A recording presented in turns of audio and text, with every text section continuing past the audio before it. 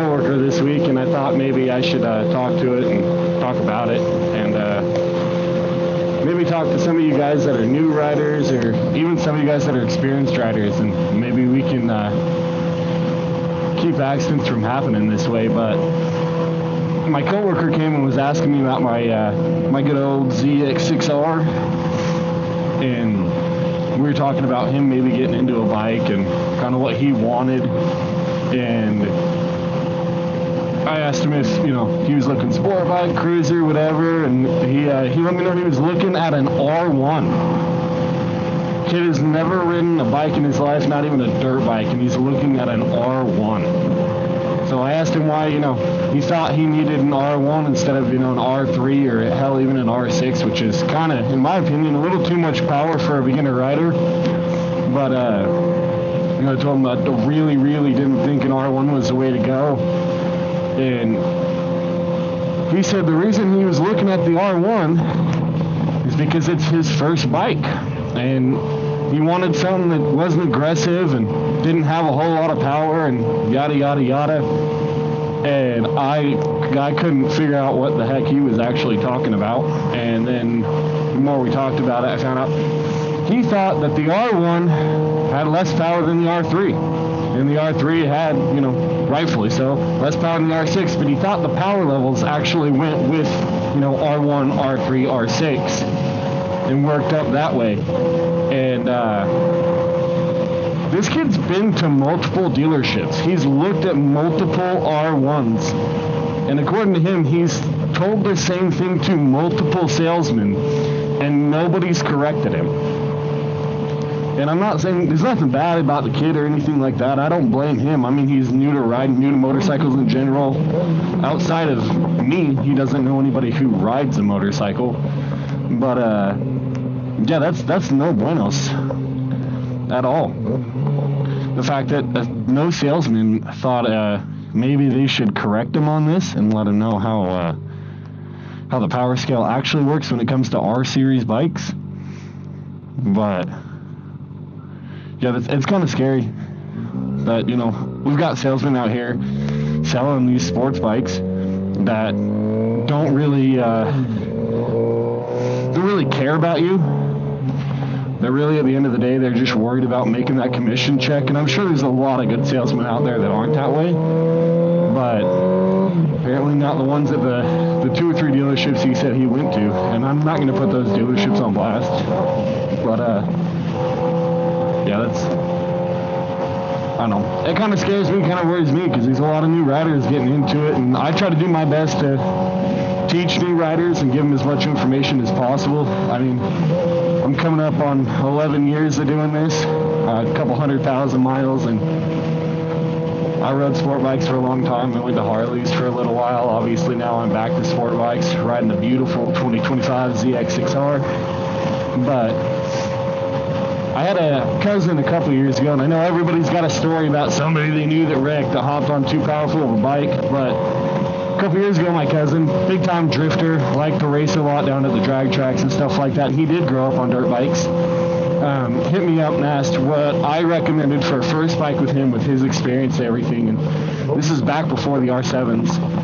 But I recommended to him, he go and check out, I believe it was the R3, Ninja 400, stuff along that scale. Great beginner bikes. Personally, I think the Ninja 400 and 500 are the best beginner bikes you could possibly pick out if you want to stay with sport. But he didn't listen. He went and he bought a brand new R1, and the dealership let him leave. No gear, no nothing. He didn't even have an endorsement. And got out on the main road, a road a lot like what we're on right now, and he didn't even make it a full 5-6 blocks from the dealership before he wrecked it. Pulled out of there on that R1, gave her a handful of sauce, and he was doing, I want to say around 100. I'm not sure on the exact speed he was going, but had a car pull out in front of him, and he hit it, T-boned him, went flying. He's lucky to be alive, but he's paralyzed from the neck down now for the rest of his life. And mentally, he's not 100% there anymore. which sucks because, I mean, he was 22, 23 at the time, and now he's, you know, going to spend the rest of his life essentially a vegetable. And I think it could have been permitted. I mean, at the end of the day, like, you're going to buy what you're going to buy, and the salesmen aren't going to push too hard to stop you. It's not their job to stop you, and I get that. But maybe pushing a little bit more information, as well as, I'm not sure about other states, but I know in my state, it's illegal to ride, you know, without a license. Like, I'm sure it's illegal in all the states, but definitely here, like, it's no joke. They will impound your bike. They'll take away your right to ever have a motorcycle license if you get busted without a license here.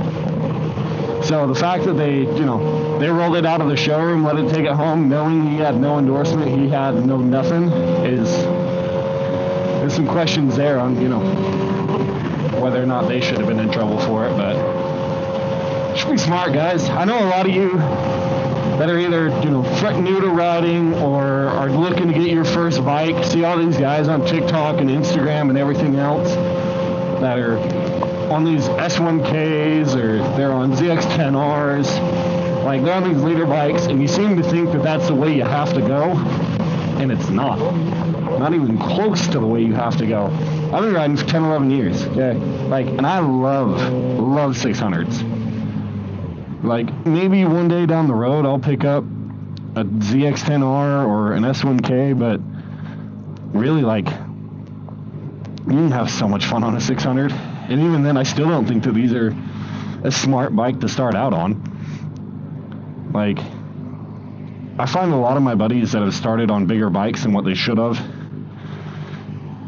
they spend more time trying to survive while they're riding than enjoying riding. Because they don't have all the base skills that you learn on a smaller beginner bike to apply to a bigger bike. Because obviously, as a good rider, you should always be learning. But I don't know, they don't have any of the base skills you learn on a smaller bike to help manage a bigger bike, a faster bike. And they just try and survive. That's the only thing they know how to do once they get on these bigger bikes. And then they don't ride very often. Like, when you go out and you ride with them, it's hard to get them to go anywhere, and then when you do get them to go anywhere, they don't want to go fast and have fun and do all the stuff we, you know, typically enjoy to do as bikers, like ripping canyons and stuff like that. They want to get on a freeway or a back road, and they want to do, you know, 5-10 miles an hour under the speed limit, and they're nervous and they're scared, and it's just I don't know, it's a bad recipe. I mean, it's a recipe for failure, in my opinion. It's a recipe to get yourself hurt. Like, it's dumb. But we're actually coming up on a spot here that I want to show you guys. I was on this road a couple years ago.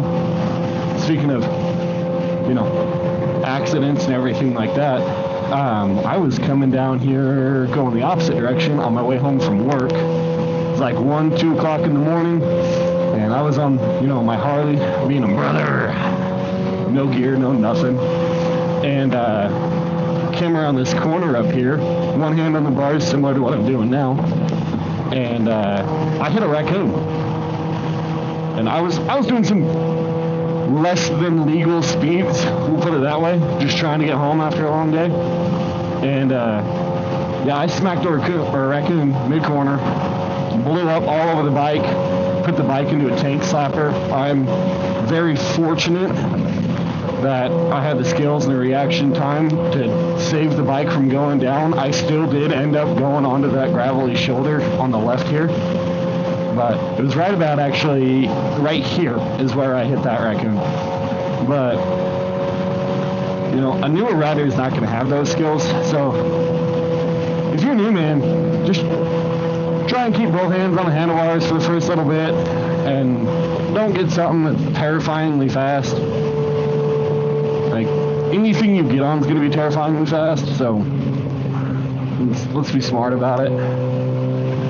But I think that's enough for me talking you guys' ear off. I'm gonna probably go hop on the freeway and do some fun stuff for a second, if you guys want to stick around for that. And hey, if you like the content, go ahead and like, subscribe. There'll be a lot more. This is my first video on this channel. I have had prior channels, but this is my first one on this channel, so I would appreciate like, subscribe. There'll be more content coming in the future. Ooh, that was a big bump. And probably, oh, there's Highway Patrol. We're gonna go straight. I don't want to be on the freeway next to him. That's scary. But yeah, alright, well. We're gonna go this way and probably not do any fast boy stuff.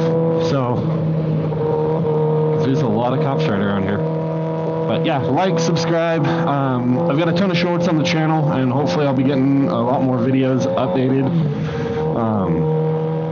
And then I've got a lot done in my 2025 ZX6R, so I'd like to put a video out here soon, just kind of going over it, because I get asked a lot of questions, being such a new bike, and being as modified as this is. Not a lot of people have done it yet, just probably due to availability and everything.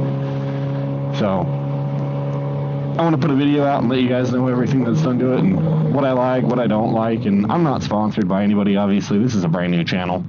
So I'll give you my honest opinion on absolutely everything. But yeah, have a good day. Ride safe and keep 2 wheels down.